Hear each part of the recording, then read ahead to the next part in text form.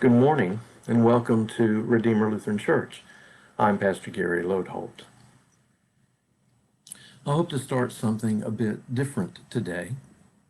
For the entire time I've been doing this morning live stream, I've chosen topics that fit easily into a series of 5 to match our Monday through Friday pattern, and each week I have started and finished a topic. But with this series of reflections, I'm going to do something a bit different. Beginning today, I want to talk about the 7 deadly sins and the 7 godly virtues.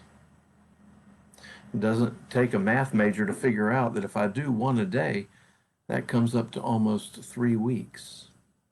And yes, indeed, that's the plan. Today, I will address where these lists came from, and then for the 14 days after that, I'll be dealing first with each of the 7 deadly sins, and then each of the 7 godly virtues. So what are these things, and where did these lists of sins and virtues come from? Well, let's start with the 7 deadly sins.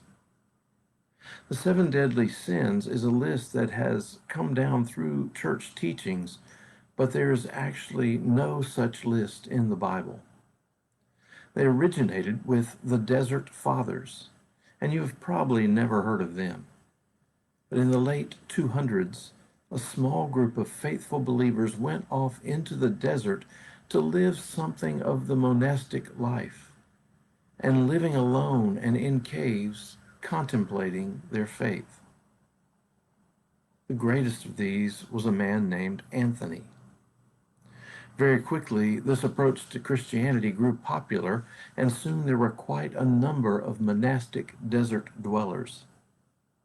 One of them, a fellow named Evagrius Ponticus, identified 7 or 8 evil thoughts or spirits that one needed to overcome, and it wasn't long after that that a list of these began to circulate, eventually making its way to Europe and the established church.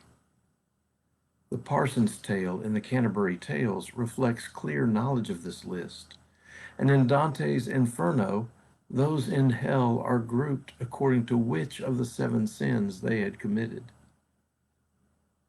The 7 deadly sins are pride, envy, anger, sloth, greed, gluttony, and lust.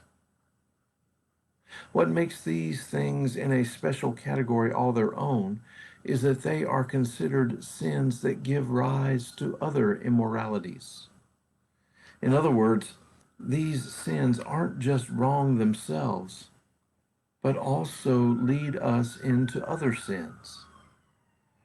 These sins are often thought to be abuses or excessive versions of one's natural facilities or passions. For example, gluttony abuses one's desire to eat or to consume.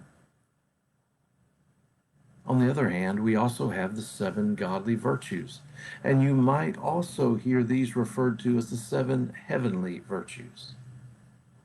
The Catechism of the Catholic Church defines virtue as a habitual and firm disposition to do the good. Traditionally, the 7 Christian virtues combine the 4 classical virtues of prudence, justice, temperance, and fortitude, with the 3 theological virtues of faith, hope, and love. The list comes from a poem written by Aurelius Clemens Prudentius in the late 300s, in which he tells the story of a battle between virtues and vices. The poem was very popular and began to spread widely, particularly by the Middle Ages. It was thought then that practicing them protected one against temptation from the 7 deadly sins. So tomorrow we will start going through the 7 deadly sins, and sometime next week we'll start anew on the 7 godly virtues. And maybe today, the way to wrap it all up is to encourage you to do what I ask of you every day, to let this day belong to God. If you do that, then I think we'll be well along the way to the virtues and away from the sins.